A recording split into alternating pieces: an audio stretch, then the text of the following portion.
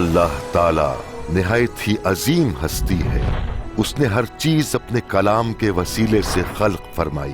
جب ہم زمین و آسمان پر نگاہ ڈالتے ہیں تو ہم خالق کائنات رب العالمین کی حمد کرتے ہیں جو رحمان و رحیم ہے۔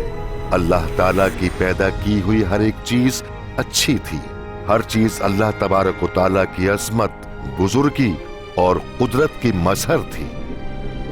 اللہ تعالیٰ نے مختلف اقسام کے پودے اور حیوانات پیدا کیے، چنانچہ خالق کائنات نے زمین کی خاک سے دنیا میں سب سے پہلے انسان کا پتلا بنا کر اس میں روح پھونکی اور یوں وہ جیتی جان ہو گیا۔ اس پہلے انسان کا نام آدم تھا۔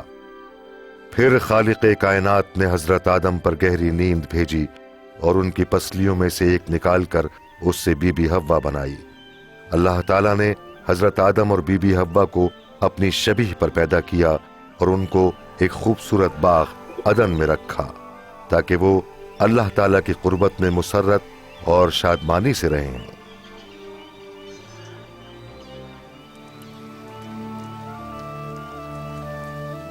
اللہ تعالیٰ نے حضرت آدم سے فرمایا کہ شجر ممنوعہ کے سوا تمام درختوں کا پھل تم کھاؤ، لیکن شجر ممنوعہ کا پھل کھانے سے تم مر جاؤ گے۔ شیطان نے بی بی حوا کو وہ پھل کھانے پر اکسایا، یوں انہوں نے وہ پھل توڑا اور کھا لیا۔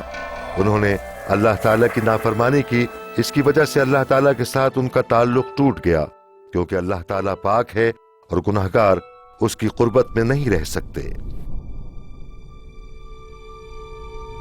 اس لیے اللہ تعالیٰ نے حضرت آدم اور حضرت حوا کو جنت ارضی سے نکال دیا۔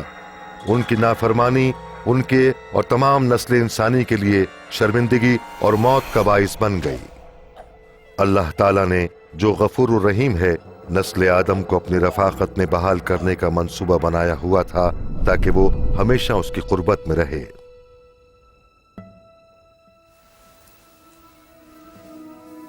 اللہ تعالیٰ اپنے کلام میں بنی نوع انسان کے گناہوں کی معافی اور اپنے ساتھ اس کی رفاقت کی بحالی کے منصوبے کو ظاہر کرتے ہیں۔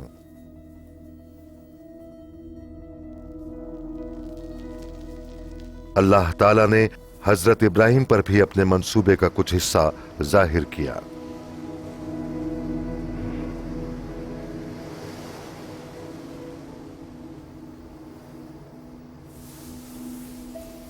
حضرت ابراہیم اللہ تعالیٰ پر ایمان لائے اور اس کی عبادت کرتے رہے۔ پروردگار عالم نے حضرت ابراہیم کو برکت بخشنے اور ان کے وسیلے سے اقوام عالم کو برکت دینے کا وعدہ کیا۔ اللہ تعالیٰ نے یہ بھی وعدہ کیا کہ میں تمہاری نسل کو خاک کے ذروں اور آسمان کے ستاروں کی مانند بڑھاؤں گا۔ حضرت ابراہیم نے اللہ تعالیٰ پر بھروسہ کیا، جس کی وجہ سے اللہ تعالیٰ نے ان کو اپنے نیک بندوں میں شامل کر لیا اور انہیں خلیل اللہ کا لقب عطا فرمایا۔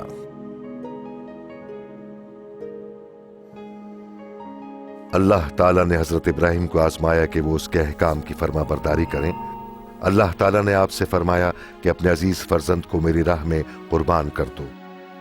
حضرت ابراہیم جانتے تھے کہ اسی بیٹے سے میری نسل چلے گی، تو بھی انہوں نے خداوند کریم پر بھروسہ کرتے ہوئے اس کی فرما برداری کی۔ وہ اپنے بیٹے کو اللہ کی راہ میں قربان کرنے کو تیار ہو گئے۔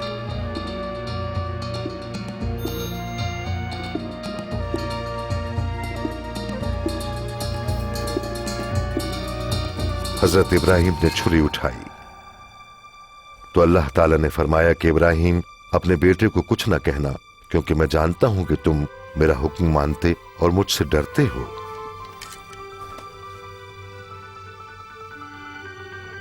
تب حضرت ابراہیم نے قریب ہی ایک مینڈھا دیکھا جس کے سینگ ایک جھاڑی میں پھنسے ہوئے تھے۔ آپ نے اللہ تعالیٰ کی طرف سے مہیا کردہ مینڈھے کو اپنے بیٹے کے بدلے فی سبیل اللہ قربان کر دیا۔ خدائے رحیم و کریم نے حضرت ابراہیم کے بیٹے کے عوض مینڈھا مہیا کر کے انسانوں سے اپنی عظیم محبت کا اظہار کیا، ویسی ہی محبت جیسی ایک باپ اپنی اولاد سے کرتا ہے۔ یہ واقعہ اللہ تعالیٰ کی طرف سے بنی نوع انسان کے گناہوں کے عوض ایک قربانی کے انتظام کو ظاہر کرتا ہے۔ اللہ تعالیٰ نے فرمایا کہ وہ ایک معصوم شخصیت کو بھیجے گا کہ وہ نسل آدم کے گناہوں کے عوض قربان ہو और उनका एहसास शर्मिंदगी दूर कर दे। वो इस अजीम कुर्बानी के वसीले से ईमान लाने वालों के लिए परवरदिगार से रिश्ता जोड़ दे ताकि वो हमेशा के लिए उसकी कुर्बत में रहें। अंबिया इकराम ने उस शख्सियत को मसीहा कहकर मुखातिब किया है कि अल्लाह ताला उसे भेजेगा कि वो लोगों को उनके गुनाहों से निजात बख्शे और खुदा की नुमाइंदगी करने वाले की हैसियत से उनका हाकिम हो।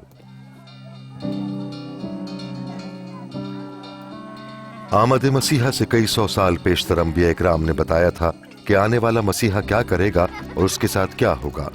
हजरत दाऊद ने फरमाया कि अल्लाह ताला अपने मसीहा से ये कहेगा कि तुम मेरे फर्जंद हो। आपका मतलब ये नहीं था कि नाउजुबिल्लाह वो अल्लाह ताला के जिस्मानी बेटे होंगे, बल्कि कलामुल्लाह में आया है कि वो अज़ली कलमतुल्लाह हैं। आपकी विलादत एक कुंवारी बीबी हजरत मरियम सिद्दीक़ा के बतन से हुई। अंबिया इकराम ने जब इब्ने खुदा की इस्तिलाह इस्तेमाल की तो इसके जरिए उन्होंने अल्लाह ताला के साथ मसीहा के करीबी ताल्लुक को बयान किया और इस बात का भी ऐलान किया कि वो सारे जहां के लोगों के गुनाहों का माफ करने वाला है। अंबिया इकराम ने इस बात की भी पेशनगोई की कि एक कुंवारी बीबी उम्मीद से होगी और उससे एक बेटा पैदा होगा।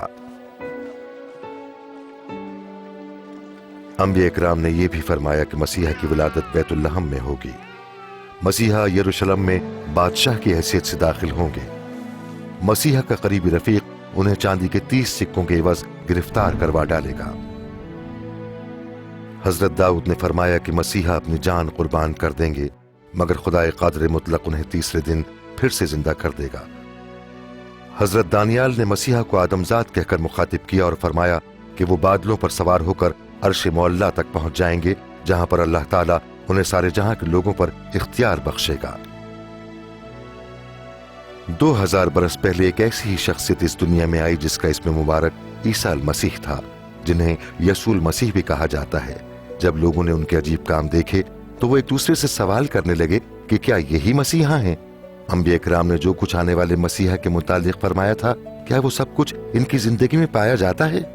इस फिल्म में यह दिखाया गया है कि इंजील शरीफ के मुताबिक हजरत ईसा अल मसीह कौन है और उन्होंने क्या किया और क्या कहा। इस फिल्म में एक शख्स हजरत ईसा अल मसीह का किरदार अदा कर रहा है। यूं तो ऐसा करने के लायक कोई भी नहीं, लेकिन ये फिल्म इसलिए बनाई गई है कि लोग मसीहा की हयात तैयबा के मुतालिक जान सकें और वो बरकत हासिल कर सकें जिनका वादा परवरदिगार आलम ने फरमाया है।